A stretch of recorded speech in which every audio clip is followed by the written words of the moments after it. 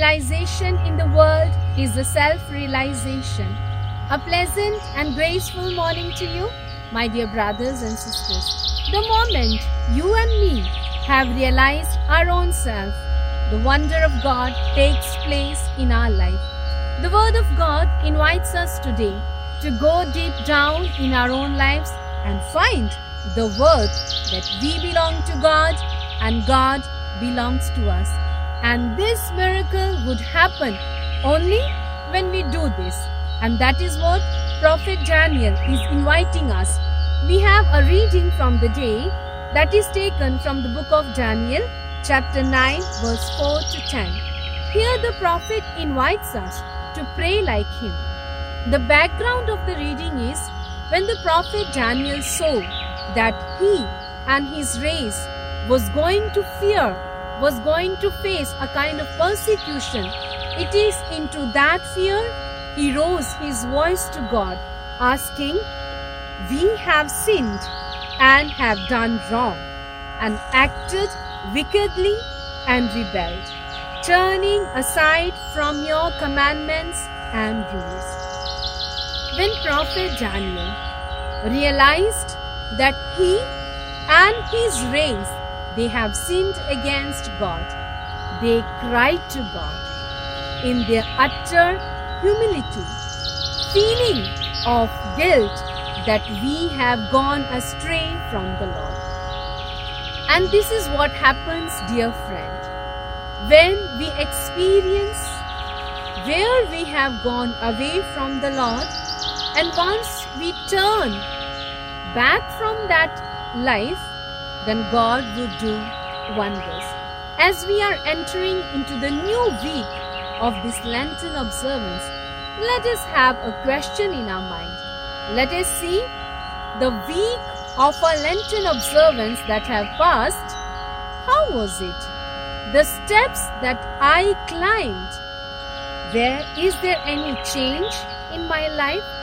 How is my relationship with God, with my fellow brethren, and with myself?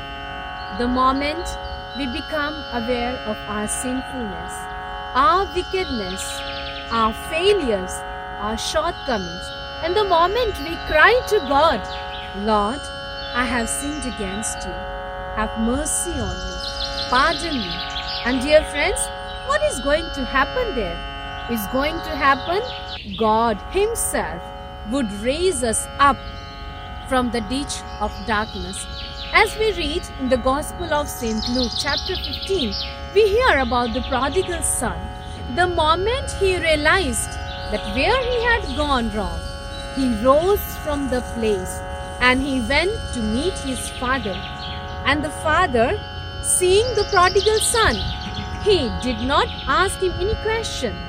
Rather, he adorned him with the new garments, giving him the assurance, "My dear child, whatever you are, I love you."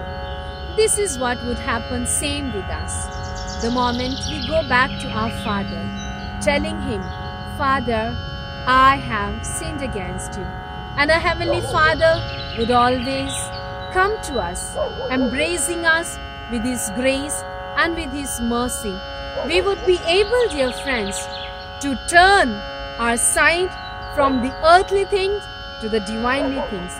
This Gospel reading of the day once again invites us, taken from the Gospel of St. Luke, chapter 6, verse 36 to 38. Here Jesus asks His disciples, "Be merciful even as your Father is merciful."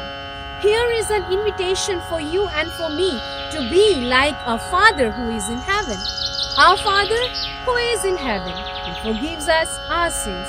In the same way, we need to forgive the sins, the shortcomings, the failures, the wounded and hurtful feelings of our dear friends, our brothers and sisters who have wounded us in one or the other. Remember, we always pray in the prayer, "Our Father in heaven, forgive us our sins as we forgive those who sin against us." If we forgive the sins of those who sin against us, then surely we can depend on the love and mercy of Father.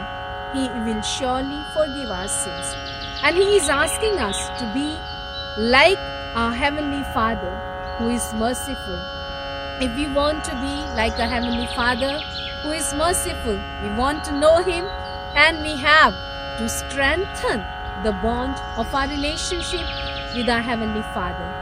May the Lord, who invites you and me to come back to Him, to turn to Him, to have a change in our heart, may bless us. Dear friends, we have entered today in a new month, the month which is dedicated to the foster father of Jesus, that is Saint Joseph. And we know Saint Joseph was a man of God. He realized the will of God in his life.